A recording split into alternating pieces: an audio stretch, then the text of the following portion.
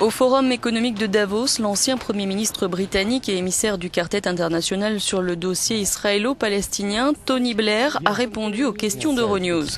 Il nous livre sa vision de la résolution du conflit en Syrie alors qu'à Genève sont réunis les représentants du gouvernement de Bachar el-Assad et de l'opposition syrienne pour tenter de trouver un accord.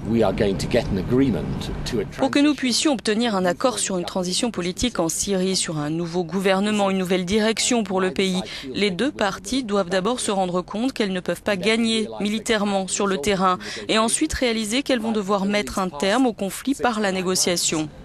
Mais ces 6 à 9 derniers mois, je pense que la situation sur le terrain évolue en faveur du régime.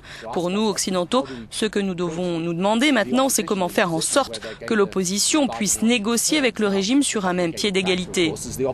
Ceci dit, il y a un facteur qui complique les choses puisque l'opposition a en son sein des éléments qui nous déplaisent profondément. En début de semaine, l'invitation de l'Iran à la conférence de paix sur la Syrie par l'ONU, puis son retrait a fait polémique. Qu'en pense Tony Blair ?